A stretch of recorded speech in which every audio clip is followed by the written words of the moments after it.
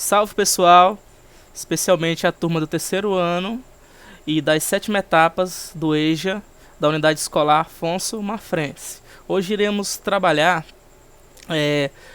uma das propostas de classificação e regionalização que é muito cobrado nas turmas do terceiro ano do ensino médio.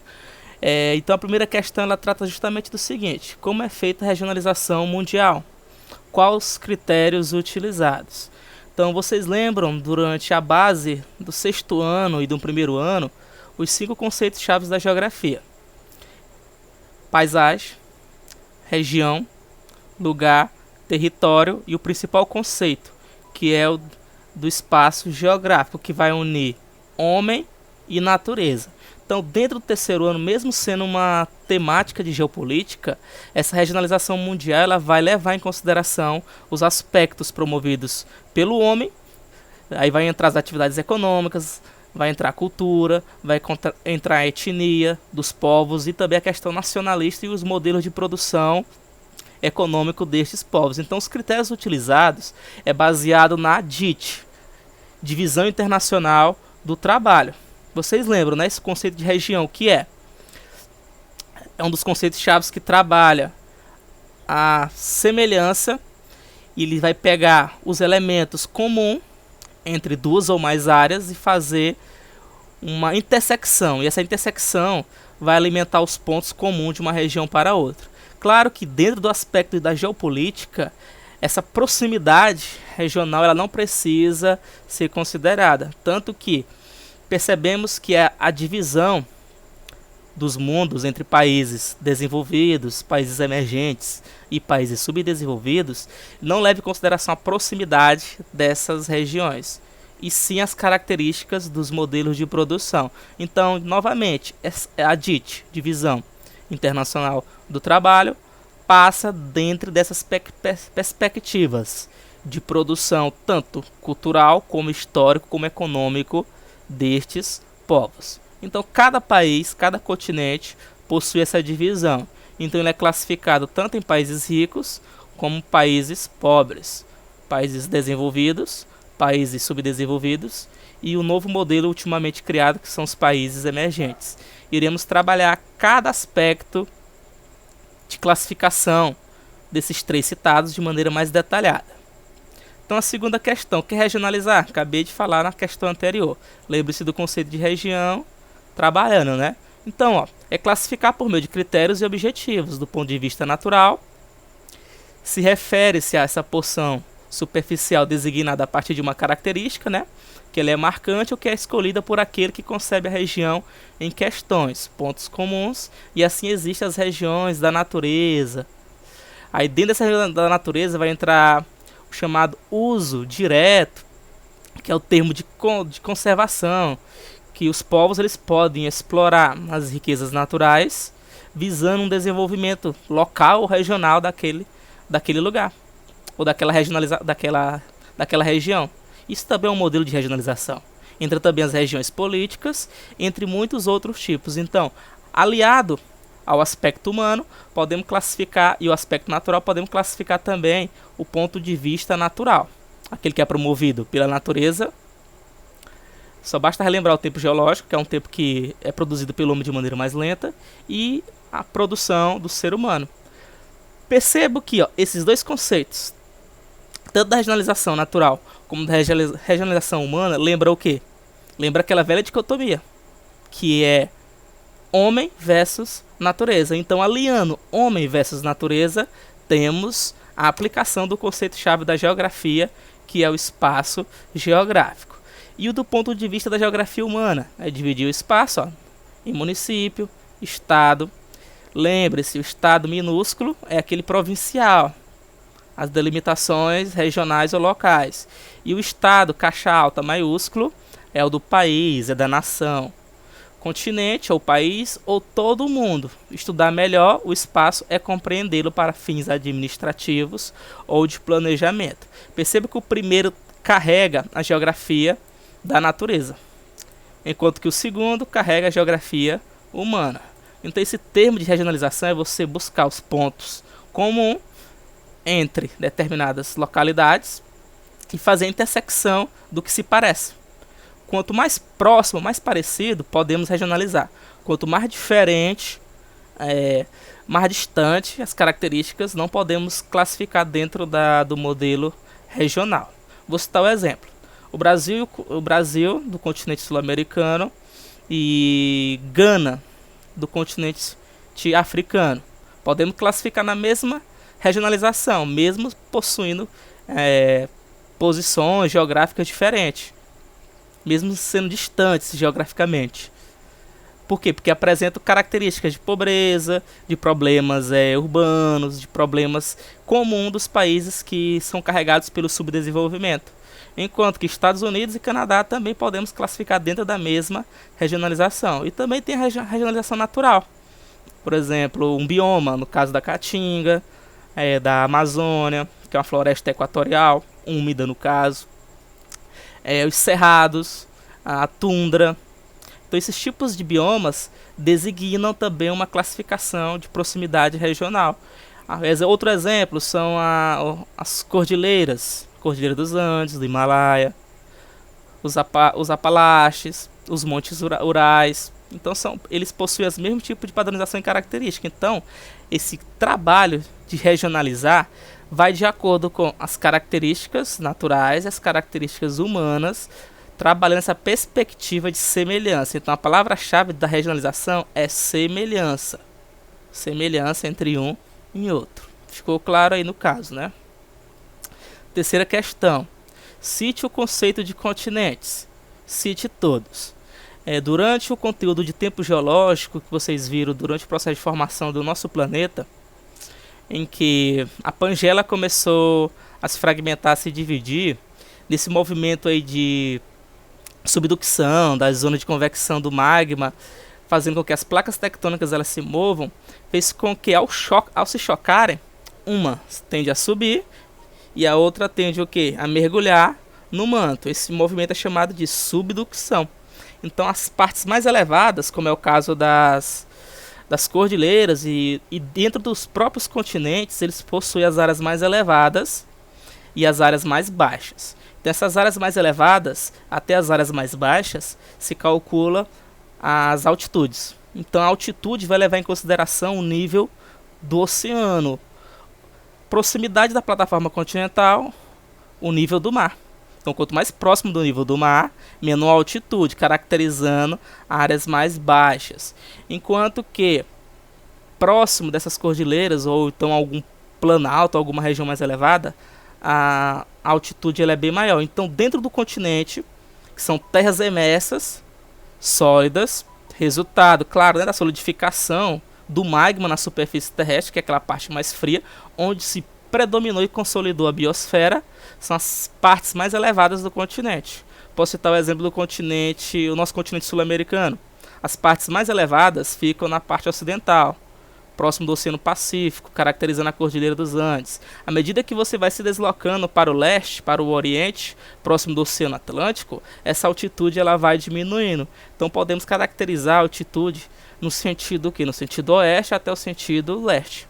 Então os continentes, pessoal, nada mais é do que essas imensas e grandes massas sólidas na superfície terrestre. Existe também o critério de classificação da dimensão, do tamanho, como o caso da Groenlândia. A Groenlândia não é um país, é considerado uma ilha.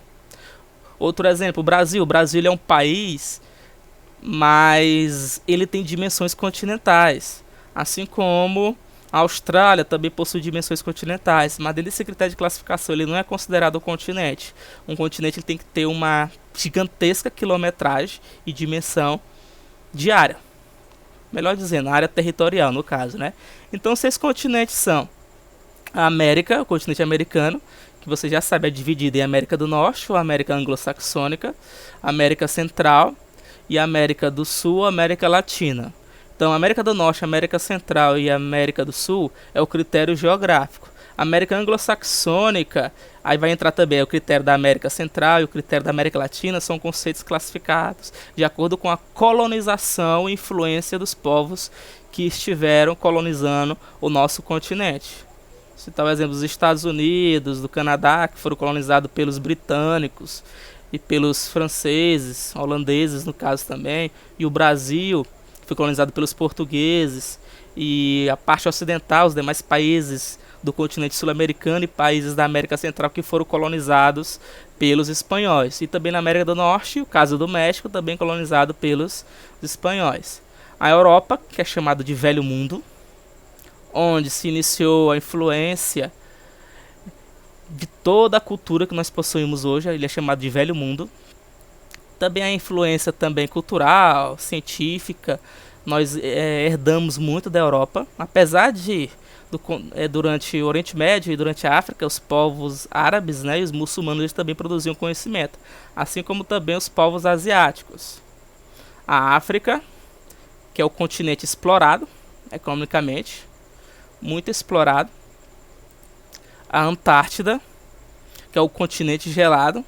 É interessante que a Antártida, ele, como vocês viram no conteúdo passado, ele não é colonizado, ele não é povoado. O critério de ocupação da Antártida é apenas para pesquisas científicas. Então não ocorre essa divisão de colonização dentro do continente Antártico.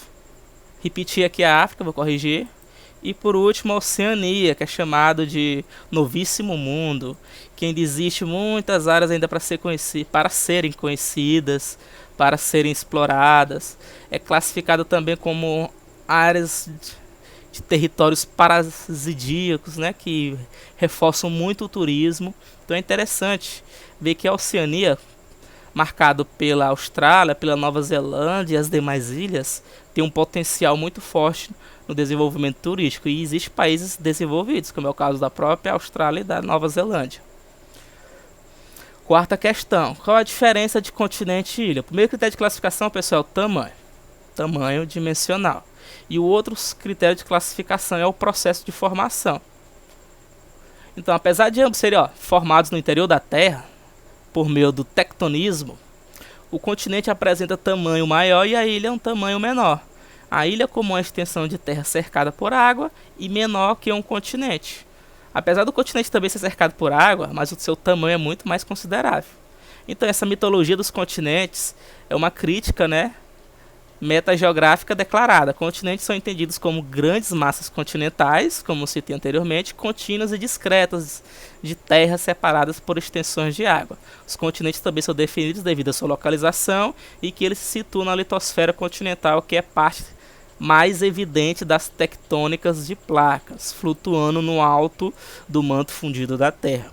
Como é o caso do Brasil, que está no centro da placa sul-americana, como é o caso também do Chile, que está na borda da placa de Nazca, a parte oeste do continente africano, também está na placa atlântica, que é uma placa de separação.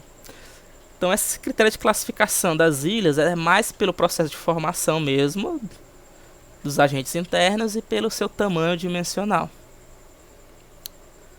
A maior parte das ilhas pode ter certeza que são formas de relevo mais recente, enquanto que os continentes já possuem, principalmente o continente sul-americano, que é o caso do Brasil, já possui o seu relevo desgastado por milhões e milhões de anos. Podemos dizer que a estrutura geológica do nosso já é antiga, apenas a sedimentação e a formação das bacias que são recentes. Quinta questão: qual o significado de massas continentais? Já vimos, esse é um termo que se refere aos continentes, que resultou lá da geologia, né? Na era paleozoica formou-se a Pangeia, na era mesozoica ocorreu essa fragmentação da Pangeia, e já na era cenozoica a configuração que nós conhecemos no modelo atual. Então as ilhas dos continentes foram anteriormente citados. Então é um exemplo também de classificação de forma natural dessas terras hermessas. Agora vamos para o ponto da geopolítica, do critério de classificação do velho, do novo e do novíssimo mundo. Quais são? Então a sexta questão está perguntando o significado desses três termos. Então este conceito ele vai abordar primeiro o processo histórico da humanidade, onde se iniciou, a cultura desses povos dentro desses continentes, o tipo de economia baseado na dita divisão internacional do trabalho, a renda per capita, o PIB, que é o Produto Interno Bruto, o PNB, que é o Produto Nacional Bruto, eles também levam isso em consideração. A escolaridade, a longevidade, que é a expectativa de vida, e o processo de alfabetização desses países. Então, claro que esse processo de classificação ele vai levar em consideração essa visão promovida pela Europa, que é uma visão eurocentrista. O Velho Mundo refere-se à Europa, à África e à Ásia. A África por quê? Acredita-se que o início da população mundial, da humanidade, se tornou na África. Aí, por meio da expansão do homem pelo mundo, passou para a Ásia e pela Europa. Então, datado de povos e países bem mais antigos, podemos citar o caso da China na Ásia, do caso dos países europeus, como Portugal, como Espanha, como a Itália, que possui histórias desde a antiguidade. Podemos citar o caso dos gregos, dos romanos, dos persas, árabes e etc. Então eles são tratados como Velho Mundo ou Antigo Mundo. Então já citei anteriormente que surgiu desde a antiguidade e foi até o século XV. O Novo Mundo ele vai tratar como o continente americano. Vocês conhecem a história de Américo Vespucci, Cristóvão Colombo, esses termos que são utilizados para denominar o nosso continente. Então ele vai remeter o continente da América do Norte, ou América Anglo-Saxônica, América Central e América do Sul, ou América Latina. A América Central é dividida em América Central Insular e América Central Continental.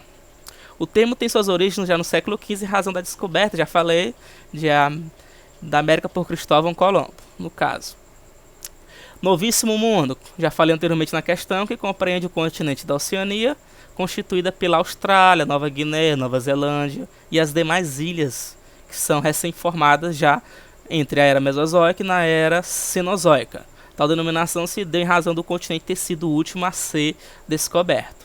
E também novas espécies de animais, de plantas, e um território enorme para ser estudado, e dentro do ponto de vista econômico, de exploração, ou do ponto de vista científico, se trata-se do Novíssimo Mundo, como é o caso da Oceania. Sétima questão. Por que o continente da Antártida não é considerado como mundo? Já falei, né? Porque não possui civilização e habitação humana. Ela também é considerada uma área anecúmena, que são áreas hostis, que não facilitam a sobrevivência humana. Vamos citar quais são. São as áreas de florestas, as áreas de montanhas, as áreas desérticas, então, e as áreas polares, como é o caso da própria Antártica, que é difícil a proliferação e habitação humana, ao contrário das áreas acúminas, que são áreas de sobrevivência. O ser humano geralmente habita o quê? Habita o litoral dos continentes, como é o caso do nosso país, o Brasil. O Brasil, a maior parte da população brasileira concentra-se próximo do Oceano Atlântico. Não é à toa que a maior parte das cidades do nosso país são cidades litorâneas, exemplo de São Paulo, Fortaleza, Salvador, Recife, dentre outras. Você pode calcular que é praticamente distribuída de maneira homogênea dentro do mundo. Então, como é o caso da Antártica, não existe isso. Então ali não se desenvolveu produção agrícola, nem urbanização, nem pecuária, nem ocupação e formação de cidades.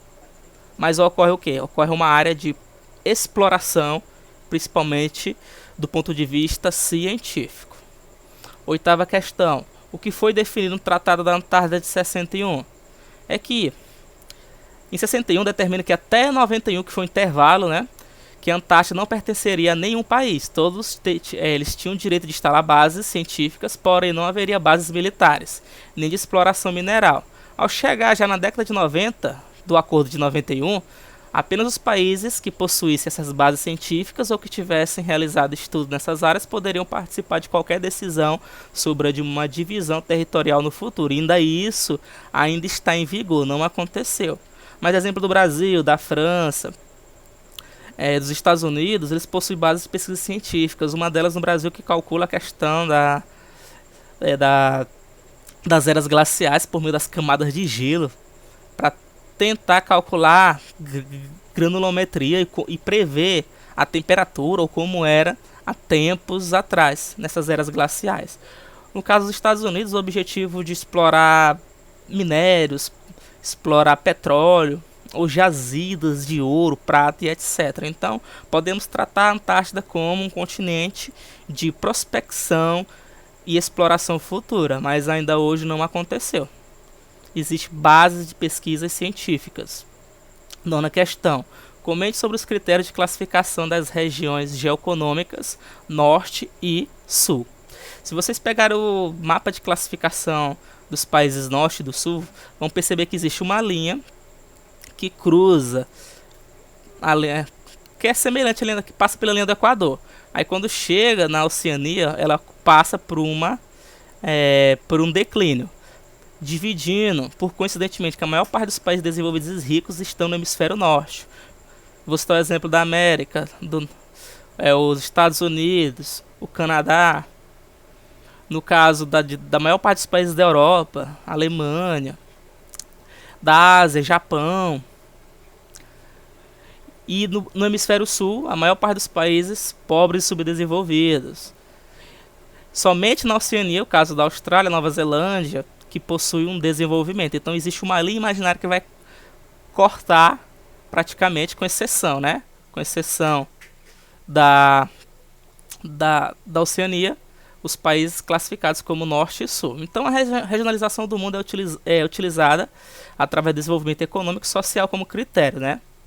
Que vai classificar isso desde o início da primeira revolução industrial e em diante. Contudo, as divisões entre Norte rico e Sul pobre surgem na década de 80. Antes de 80, durante a Guerra Fria, os termos subdesenvolvido e desenvolvido não eram utilizados. Eles utilizavam países de primeiro mundo, países de segundo mundo e países de terceiro mundo. A nomenclatura: primeiro mundo, claro, para os países desenvolvidos; países de segundo mundo para os países tidos como os países socialistas ou mais alinhados ao comunismo; e os países de terceiro mundo, que eram os países mais pobres e subdesenvolvidos.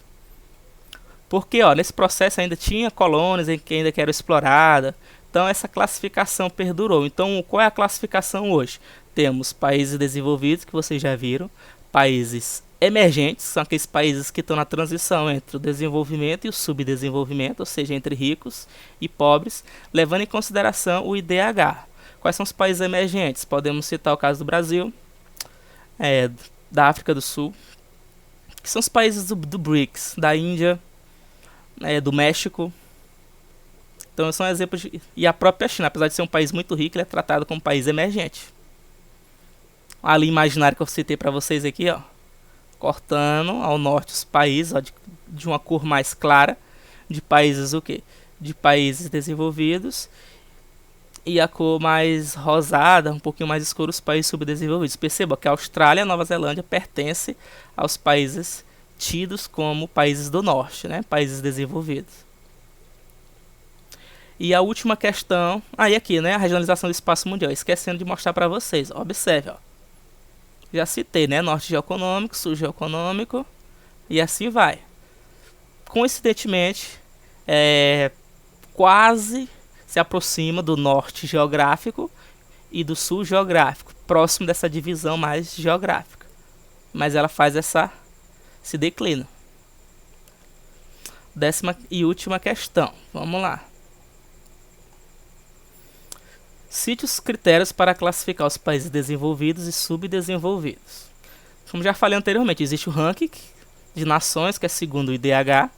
Também existe o índice de Gini. O índice de Gini é uma régua de medição.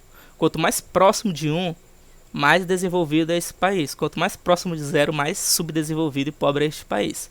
0,5 e 0,7 são encarados como países emergentes, como é o caso do Brasil, que está entre 0,7 oscilando até 0,9. Quer dizer, eu estou sendo muito otimista, 0,9 não. É entre 0,5 e 0,7, desculpe. E a maior parte dos países já estão próximos de 1. Então esse é o critério, o IDH, o Índice de Desenvolvimento Humano. Leve em consideração a escolaridade, a longevidade, que é a expectativa de vida, e o índice de desenvolvimento da renda per capita de desenvolvimento humano, né? Desenvolvidos, os países com expectativa de vida superior a 80 anos, com baixa mortalidade infantil e também mortalidade das outras faixas etárias, como adulta e idosa, e com baixa taxa de analfabetismo. Outra coincidência dos países desenvolvidos é que a maior parte dessa população eles falam 2 idiomas, a língua nativa e o inglês, que é a língua universal, e possui alto poder aquisitivo, alto poder de compra. Quase zero o índice de higiene e reduzido desemprego. Considerando os países desenvolvidos, essa consideração é uma explicação simples, né? Então, essas são as características principais dos países desenvolvidos. Podemos citar o exemplo do Canadá, dos Estados Unidos, da Alemanha, do Japão. Subdesenvolvidos, quais são os parâmetros? Baixa qualidade, é o contrário, pessoal. É o contrário dos países desenvolvidos. Tudo que for aqui está relacionado aqui no país desenvolvido, se for inferior ao contrário, é dos países subdesenvolvidos. Baixa qualidade de vida, expectativa de vida inferior a 80 anos.